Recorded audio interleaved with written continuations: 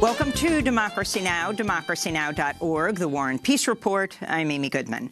Israel is facing political turmoil as Tuesday's election remains too close to call, with 92% of the vote counted.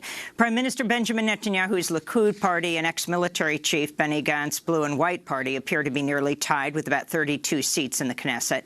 The election was called after Netanyahu failed to build a coalition government following an April election.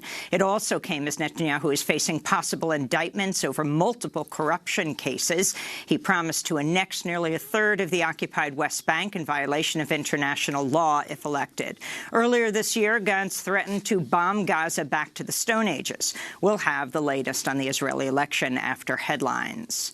In climate news, a new study warns the global average temperature could rise by as much as 7 degrees Celsius, or 12.5 degrees Fahrenheit, above pre-industrial levels by the end of the century, unless nations move rapidly to slash greenhouse gas emissions. The stark warning comes as world leaders are preparing to gather at the United Nations headquarters in New York on Monday for the Climate Action Summit. UN Secretary General Antonio Guterres said Tuesday the world is losing the race to avert catastrophe. July was the hottest month ever. These 5 years will be the hottest 5 years in record. We see the rising level of the ocean taking place, the highest concentrations ever of CO2 in the atmosphere. We need to go back 3 to 5 million years to get the same levels of CO2. And at that time, water level was 10 to 20 meters higher than what it is today. So we are really dealing with a very dramatic threat, not only to the future of the planet, but to the planet today. In Washington, D.C., youth climate leaders called out lawmakers Tuesday for failing to act urgently to prevent a climate catastrophe. 16-year-old Swedish climate activist, school strike leader Greta Thunberg, who was invited by Democrats to a meeting of the Senate Climate Crisis Task Force, told the gathering, quote, "Don't invite us here to tell us how inspiring we are without doing anything about it." She added, "I know you're trying, but just not hard enough. Sorry," she said. Her challenge came as youth climate leaders visited Capitol Hill to support the Green New Deal resolution co-sponsored by Massachusetts Senator Ed Markey and Congressmember Alexandria Ocasio-Cortez of New York. The Swedish climate activist also met with former President Obama. 15-year-old Callan Benson of Maryland called on students and workers to join a massive series of climate strikes planned for Friday. And you have to be involved. And that means you adults as well. You are the ones currently in power. We don't have time to wait till my generation takes over. It's you that have to act. We need you to listen to the scientists that are showing us that climate change is here and climate change is human-caused. Stop burning fossil fuels, please, for my generation. Organizers predict Friday's global climate strike will be some of the largest climate protests in U.S. history, with actions planned in over 800 sites in all 50 states. More actions are planned worldwide.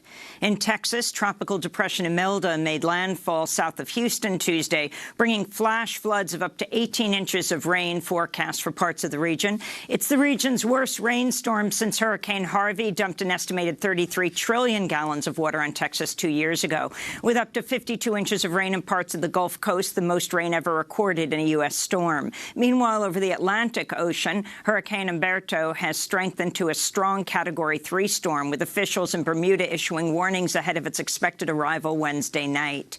The Trump administration is preparing to revoke California's air pollution standards for cars and light trucks in its latest regulatory rollback of laws aimed at slowing the climate crisis. The move, which is expected to be announced this week, seeks to cancel California's agreement with Ford, Honda, Volkswagen, and BMW that would see passenger vehicles average about 50 miles per gallon by 2026. The Trump administration's proposed freezing auto efficiency at 2020 levels, or around 37 miles a gallon. 13 states and Washington, D.C. have promised to adopt California's more stringent air quality rules, and California lawmakers have promised to challenge the rollback in court. This comes as President Trump is traveling to California today for fundraisers in Silicon Valley and Los Angeles. On Capitol Hill, President Trump's former campaign manager, Lewandowski, stonewalled and frustrated Congress members for 6 hours Tuesday as the House Judiciary Committee held the first official hearing of its presidential impeachment investigation. During the hearing, Lewandowski admitted President Trump asked him in June 2017 to pressure then Attorney General Jeff Sessions to rein in special counsel Robert Mueller's investigation. That directly contradicts Lewandowski's public statements on television earlier this year. Consulting attorney Barry Burke, hired by Democrats to cross-examine Trump's ex-campaign manager, played a clip of Lewandowski on MSNBC last May. Did you hear that, sir? That was you saying on MSNBC, you don't ever remember the president ever asking you to get involved with Jeff Sessions or the Department of Justice in any way, shape, or form. That wasn't true, was it, sir? I heard that. And that was not true, was it? I have no obligation to be honest with the media because they're just as dishonest as anybody else. So you're admitting, sir, you were not being truthful in that clip, correct? My interview with Ari Melberg? Yes. Can be interpreted any way you'd like. House Judiciary Committee Chair Gerald Nadler said he may seek to hold Lewandowski in contempt of Congress over his refusal to answer the committee's questions. Ahead of the hearing, Lewandowski used the Twitter hashtag Senate2020 to hint that he'll seek the Republican nomination to challenge New Hampshire Democrat Jeanne Shaheen next year. He later tweeted out a formal announcement of candidacy after asking for a 5-minute recess. In New Mexico, President Trump falsely declared at a campaign rally Monday that Latinos support his border wall, proclaiming, quote, "We love our Hispanics." During the rally in Rio Rancho, Trump pointed to Steve Cortes, a former paid on-air contributor at CNN and member of Trump's 2020 campaign committee. He happens to be Hispanic. But I've never quite figured it out because he looks more like a wasp than I do. Nobody loves the Hispanics more. What do you like more, the country or the Hispanics? He says the country. I don't know. I may have to go for the Hispanics, to be honest with you. We got a lot of Hispanics. We love our Hispanics.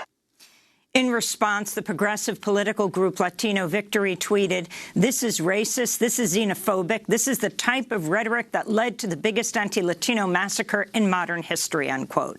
A reference to last month's mass shooting at a Walmart in El Paso, Texas, where a white supremacist with an assault rifle killed 22 people and wounded 24 others. The killer published a hate-filled manifesto that echoed President Trump's language on migrants from Latin America.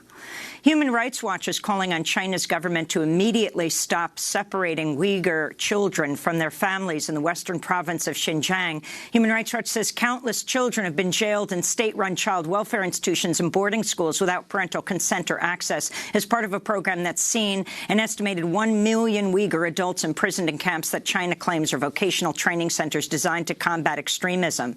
Last week, the Senate passed the Uighur Human Rights Policy Act, calling for the U.S. to consider human rights sanctions against Chinese officials. House lawmakers have yet to vote on a companion bill.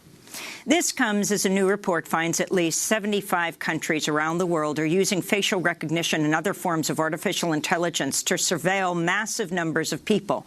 The Carnegie Endowment for International Peace warns new technologies like automated border controls and algorithmic tools are being rapidly developed by companies in China, France, Germany, Israel, Japan, and the United States. The Trump administration filed suit Tuesday against NSA whistleblower Edward Snowden over his newly released memoir titled Permanent Record, seeking to block his publisher from forwarding any revenue from book sales. Snowden tweeted in response, quote, "This is the book the government does not want you to read," unquote. This comes after Snowden, who's been in exile in Russia since 2013, told CBS News Monday he would return to the U.S. if he was guaranteed a fair trial and a chance to share with the American public why he leaked NSA documents. I'm not asking for a pardon. I'm not asking for a pass. What I'm asking for is a fair trial. And this is the bottom line that any American should require, right? We don't want people thrown in prison without the jury being able to decide whether what they did was right or wrong. Secretary of State Mike Pompeo travels to Saudi Arabia today for talks with Saudi Crown Prince Mohammed bin Salman after weekend drone attacks on major oil facilities in Saudi Arabia. The Trump administration's directly blamed Iran for the attack, which was claimed by Houthi rebels in Yemen. This comes as Energy Secretary Rick Perry confirmed reports the U.S. is negotiating with Saudi Arabia over its plan to build nuclear reactors. The Trump administration's reportedly been pursuing a deal to share U.S. nuclear technology with Saudi Arabia as the Saudis prepare to build at least 2 nuclear power plants. Back in the United States, an African-American trans woman who was murdered in Kansas City, Kansas last Friday has been identified as Jaliyah Jamar. She's at least the 19th transgender person to be murdered in the U.S. this year. 13 died from gun violence, and the majority are women of color. Jaliyah Jamar's killing follows the murder of 32-year-old Brooklyn Lindsay in Kansas City, Missouri in June. Meanwhile, in Portland, Oregon, police are investigating last week's assault of a transgender woman named Atlas Marshall as a possible hate crime. Marshall was attacked by a man shouting homophobic and transphobic slurs, leaving her with bruises on her head and knees. General Motors has cut off health insurance for the nearly 50,000 people on picket lines across the country demanding better working conditions and fair pay. The news came Tuesday, just one day after UAW members kicked off the strike by walking out of more than 50 GM facilities. We'll have more on the GM strike later with longtime labor reporter Stephen Greenhouse. In more labor news, Whole Foods is cutting medical benefits for about 1,900 of its part-time workers, this according to a report by Business Insider. Whole Foods is owned by Amazon, whose CEO Jeff Bezos is the richest man in the world, with an estimated net worth of over $114 billion. A new analysis by the consumer watchdog Decision Data finds, quote, Bezos makes more money than the cost of an entire year of benefits for these 1,900 employees in somewhere between 2 to 6 hours. Here in New York, hundreds of Uber and Lyft drivers joined a slow vehicle procession across the Brooklyn Bridge Tuesday morning, snarling rush-hour traffic to protest changes to the ride-hailing services they say will cheat them out of city pay regulations. The drivers took their protest procession up Manhattan's East Side to Gracie Mansion, the home of New York City's mayor, 2020 presidential hopeful Bill de Blasio, calling on him to intervene. And veteran broadcast journalist Cokie Roberts died Tuesday in Washington, D.C. of complications from breast cancer. She was 75 years old. Cokie Roberts was known for her pioneering work as a high-profile woman in broadcasting at a time when the field was dominated by men. She began her broadcast career with National Public Radio in the late 70s, joining ABC News in 1988. In 2001, the media watchdog group Fairness and Accuracy in Reporting criticized Cokie Roberts' reporting, awarding her a so-called Pulitzer Prize. Speaking on the David Letterman show in 2001, she said, quote, I will just confess to you, a total sucker for the guys who stand up with all the ribbons on and stuff. And if they say it's true, and I'm ready to believe it. And those are some of the headlines. This is Democracy Now!, democracynow.org, The War and Peace Report. I'm Amy Goodman. And I'm Juan Gonzalez. Welcome to all of our listeners and viewers across the country and around the world.